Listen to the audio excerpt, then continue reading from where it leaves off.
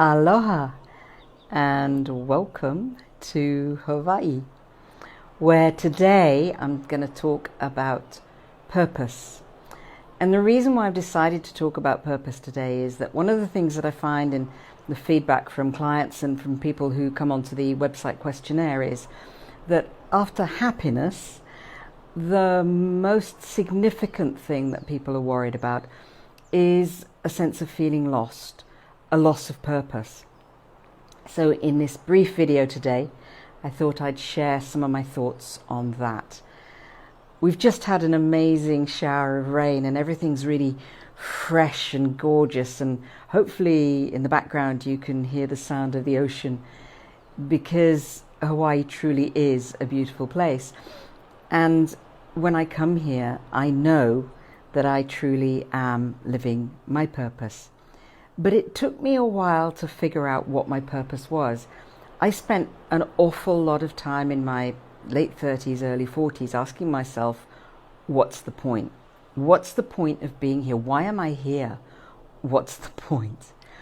And truly, I did feel lost.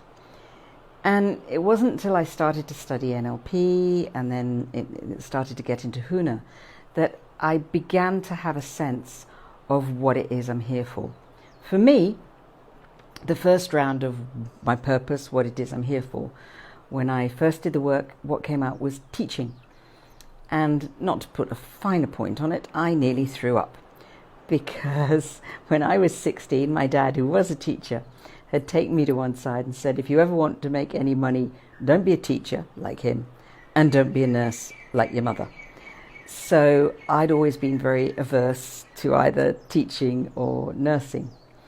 And what I hadn't really realized was that for ages I had been teaching anyway. I'd been doing corporate trainings, I'd been teaching in a massage school, teaching aspects of biology for a friend of mine in the massage school and aspects of massage itself. So I had been teaching, and I was working as a coach. And although in coaching we don't teach, it is a form of teaching, because what you're doing is you're educating your client to come out with their own answers, to come out with the best of themselves. So I was teaching, it just wasn't teaching 8, 9, 10-year-olds in a school. It was a different way of doing it. And when I realized that, I also realized that I kind of ignored it for so long. I'd ignored what my purpose might be because I was thinking in a very pinpointed, one-directional fashion about what I was all about. So one of the things I think that's really important is if you are feeling lost and you do have a sense of questioning why you're here or what your purpose is, then really open up your vision, open up your concept of purpose and what it might be. I've worked with people, for some people, they're here really just to learn how to have fun. And that's as valid a purpose as teaching or changing the world or empowering other people or wherever it might be. It's what did you come into this lifetime, and it doesn't matter whether you believe in past lives or not, but for this lifetime, what did you come in to do? What did you come in to learn? What did you come in to find out? Who did you come in to be? But particularly, what did you come in to learn? Now, sometimes you can resolve this with forms of past life regression, so hypnotherapy or variants of working with the timeline. I do it myself using Huna techniques. So there's a great Huna technique, it's a release technique called ho'oku'u. And we release anger and sadness and fear and guilt. But we also release stuff from past lives, stuff from generational stuff that's been passed down through the family. We can release all that using energy. So it's perfectly possible to do that. Purpose sometimes is about releasing stuff from the past, whether it's this past or whether it's a karmic past, a previous life or a generational past. And And it can be, as I say, it can be about empowering people. It can be about changing something in the world. It can be about helping people take responsibility for something, maybe helping people take responsibility for the environment. When you're looking for your purpose, one of the things to do is to look for the things that you're passionate about. What is it that really gets you passionate and stirred up and motivated? What is it that you invest a lot of time and money on willingly? For me, long before I realized that teaching Huna was part of my purpose, I invested a lot of money and time to come to Hawaii and to learn all about Huna. I had no sense that I was going to teach it, but boy, did I spend a lot of time and money learning how to do it.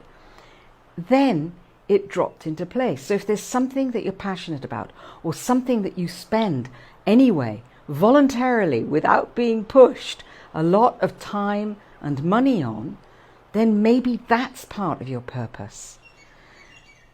Purpose also can be to do with something that you learned as a kid.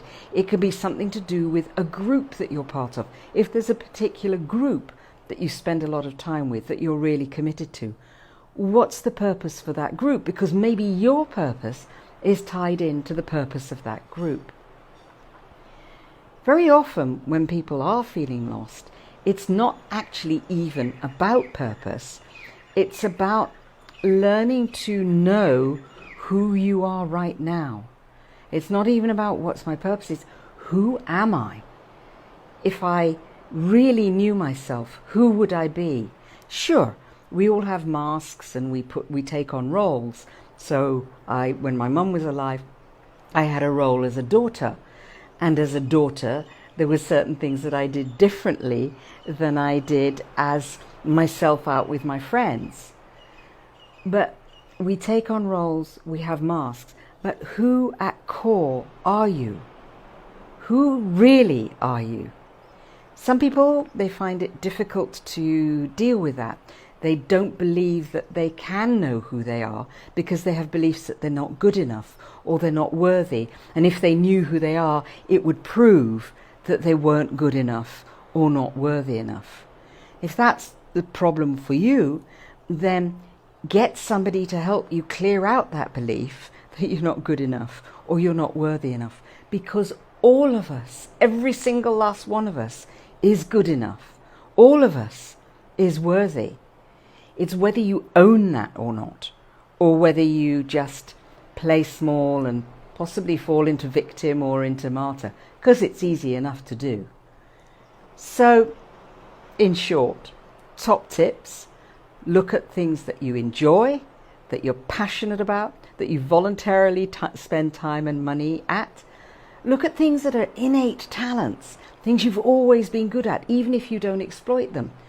I've always been good at teaching people. It took me a long time to work that one out. But even as a kid, I used to teach my little friends how to read because I could read and they couldn't. So some people, they're great singers. They've always been a great singer. It's not something they share. It's not something they've been doing. Maybe that's your purpose, to sing. Maybe it's your purpose, as I say, to change the world in some way. And if you're limiting yourself in knowing yourself and believing in who you really are, get some help to clear that out. Because when you really step into the full expression of who you are, it's so easy to decide and determine what your purpose is. So, I hope this has been useful. This will be the last video or podcast, if you're on the podcast, from Hawaii this time. So enjoy the sounds of the ocean in the background.